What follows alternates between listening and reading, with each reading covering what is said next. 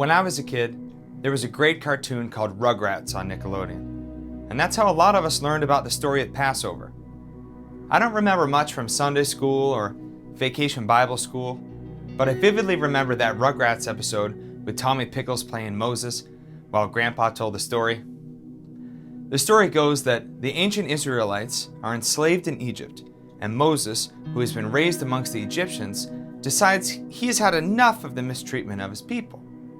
Ultimately, he becomes the leader of the Israelites. God sends plagues and hardens the heart of the Pharaoh and parts the Red Sea so the Israelites can walk on dry land and escape to safety. And after they make it across, the waters rush back together, killing the Pharaoh's army.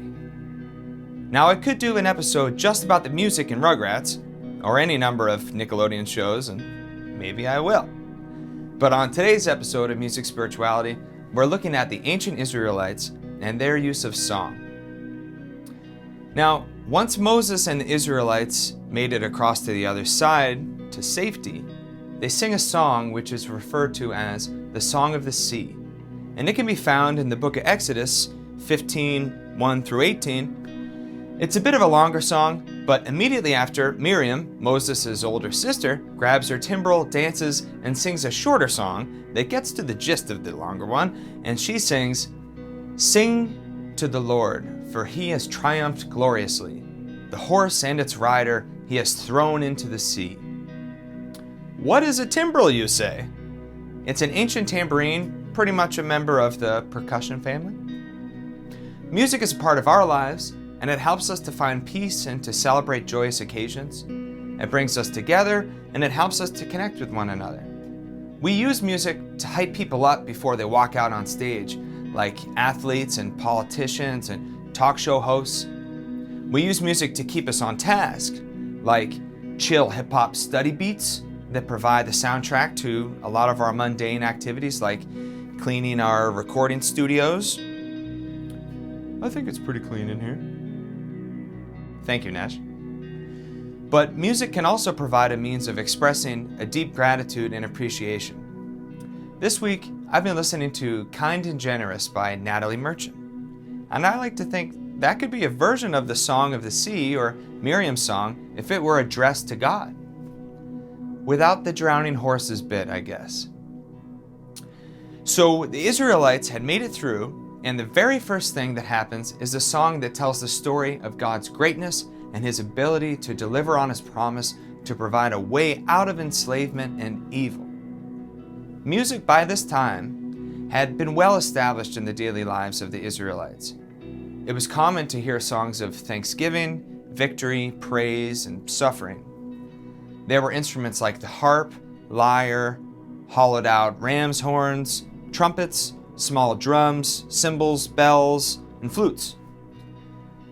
The third king of Israel was David, who famously played some very lovely harp. In fact, he only became the king because he had started out by playing harp for Saul, the first king. Saul was being tormented by an evil spirit, and David's soothing harp music helped him relax and get on with his day. Maybe a bit like chill hip-hop study beats for us.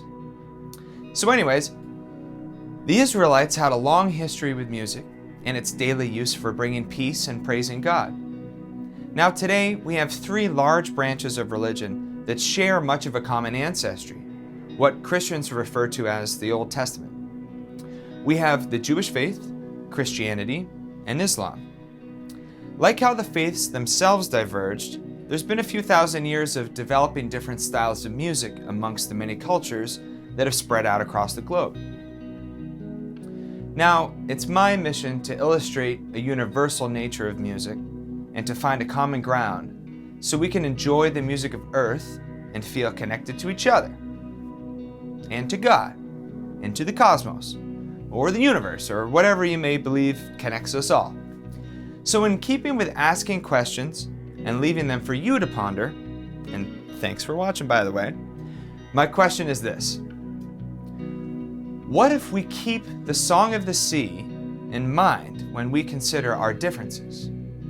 Now, I know I am speaking specifically to followers of the religions that believe in the Passover story right now, but like any great song, we carry with us these feelings, and we shape our lives with them. So what if the Song of the Sea and/or Miriam's nice shorter version we carry in our hearts, and whenever we hear of the fussing and the fighting and the tearing apart of relations between Jews and Christians and Muslims, we remember that at one point we all sang the same song.